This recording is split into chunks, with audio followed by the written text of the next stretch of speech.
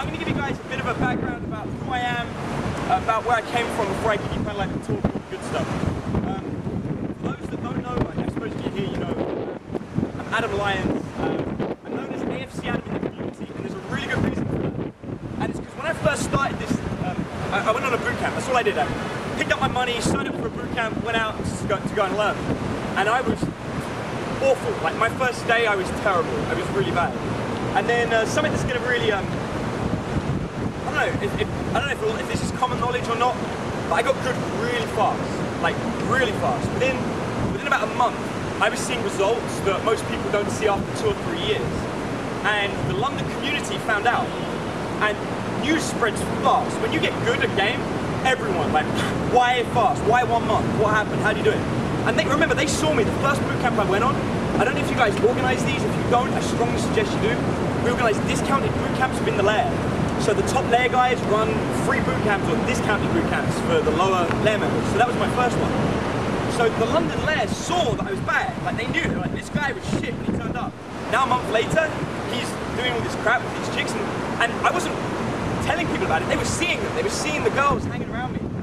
So these random dudes start coming up to me in a nightclub. Hey, you're that Adam London guy. That's my name, Adam London. I was like, yeah. And they're like, show me some stuff. And I used to get this massive anxiety, right? Forget approach anxiety. I would like shit myself. Because some random guy's like, don't pick up that chick over there. And I'll be like, nah, man. Whoa. A, I'm not that good. B, she's far too hot for me.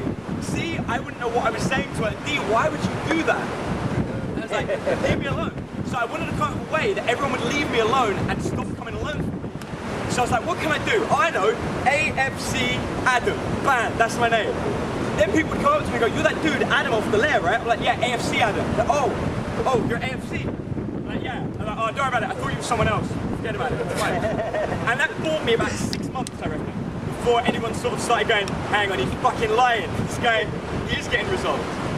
But by then, I was kind of over demonstrating to people I didn't care. I was like, yeah, whatever, I'll show you. And I got up to a point where I got cocky, I suppose. I got arrogant. I didn't really hang around with the lair guys so much. I had my own friends. Most of them were female, most of them were hot. And I was just going out, getting stupid results. Results that to this day, I've only heard a few people duplicating in the community. And I really think it's because of a number of simple factors. I think the first factor is that I didn't hang around with the community. For all of the times that I posted, for all of the advice that I gave, I didn't hang out with guys, I hang out with girls. I wanted to understand women, so I figured the best way of doing it wasn't to hang around with guys that once upon a time didn't know and now do, but was to just hang around with girls and learn from them. And so that gave me this kind of like a different perspective on it. I didn't sit down and read a shitload of theory. I didn't really care about it. I wanted to go and do it myself. I've always had that attitude. And don't get me wrong, I learned it. I ended up learning all the theory by everybody. But I didn't just start reading it. I went out there first. I had maybe 300 or 400 hours of infield time under my belt before I knew what the 9 stages of mystery method was. And I think that was a big contributing factor. And so I've kind of tried to maintain that. I want to keep that aspect of my team. And so I've always done things you guys wouldn't know from watching it, but in London, then I've always done things a bit different. I was the first guy that came out and said, let's not just fuck chicks, let's just have them as friends. Do you know how much hate you get for saying that? I don't know if you guys know now, but in 2006, if you wrote down, just make friends with girls, I was like, oh, you're just getting LJBF, you fool, you don't understand what you're talking about, oh no, you're getting the friend zone, then you'll never get laid. And I was like, that's funny, because as I'm posting this, some chick is like polishing my knob right now. I don't get what you mean, she was my friend yesterday, now she's sucking my dick, but I'm wrong, alright? And so it was a hard thing to do back then, and now, since I started, it was 2007, I was like, you guys have got to build social circles, got to be my friends. It's kind of a more accepted thing. I've done it again, I did it recently, I got married. And again, everyone's like, oh, now you can't demo. Oh, what are you going to do now? Oh, you're shit, you can't be a PUA. I'm like, man, like, as far as I was concerned, my ability to pick up chicks has never had an effect on my students. So I've been out with some guys who are really crap, and I'll show him me with 4 chicks. And I'll bring him back to my house, and I'll have all the girls drag me in the bedroom, and I'll wave at the dude who's sitting on my couch alone, and he hasn't managed to do anything. And when I send him girls, he just pisses them off, and they go, I don't want to talk to him, he's weird, can I just come and watch you? That's weird, but... That's got no relationship on it. I've done it. I've got video footage of me doing it. I've got a lot of it from news cameras that come down to go, this is bullshit. There's no way this guy can possibly do this. Pick a girl for me. That one. Okay, bang. Make it happen. It's easy, right? It is easy. And we've been fooled. A lot of people will try to convince you that it isn't easy. And that's because we're scared. We're scared of failing, right? Girls ask me, they're like, why do guys need this help? Every guy I've met in a nightclub doesn't have a problem. I'm like, well, your problem is the guys that need the help, you're not meeting in nightclubs. Like, they're the ones you're not meeting. I was like, besides, you're wrong. I was like, some of the guys you meet do need my help. There are two types of problem in this community. Problem number one are the guys that completely suck. And they're scared, and they're nervous. And there's some of you here, the idea of talking to a girl freaks you the fuck out. But it's okay, because you can buy another book that will teach you how to do it, and because you're reading about it, that counts. That counts. Okay, no, you're kidding yourself. That's one type of guy. Then the other type of guy, he knows how great he is, right? I was that kind of guy for a while.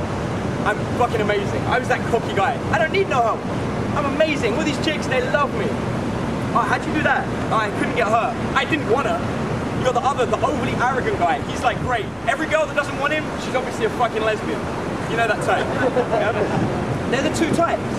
Now, there's this beautiful in-between spot between those two, where you've got a guy who's calm, he's nice, he's sensitive, he's open, he's not overly arrogant about himself.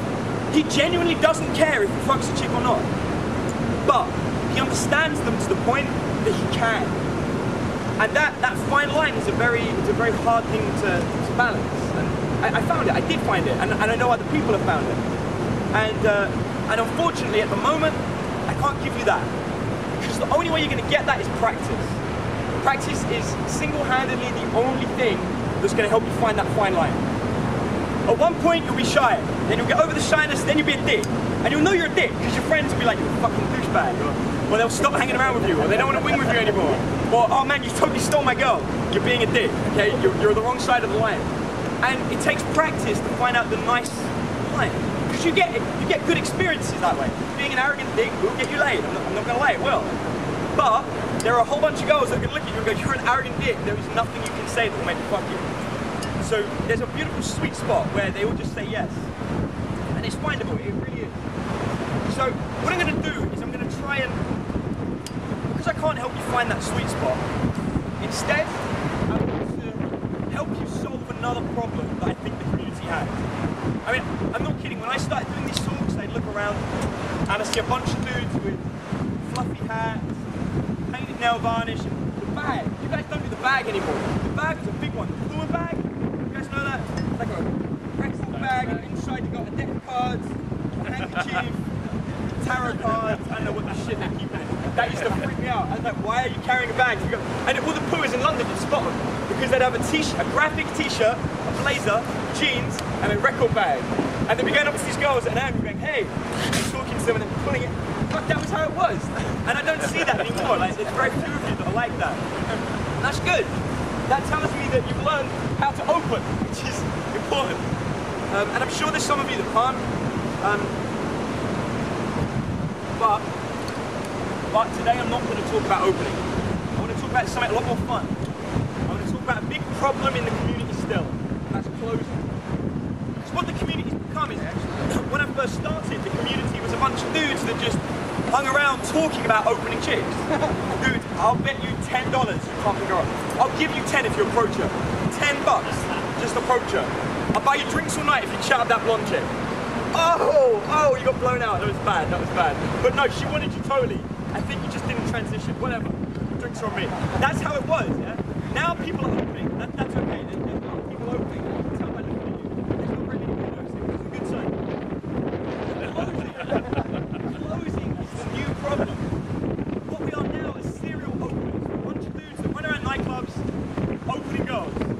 Dude, I opened 50 chicks yesterday. I know a guy who I taught privately for 3 months. This guy is very rich. He paid me for my personal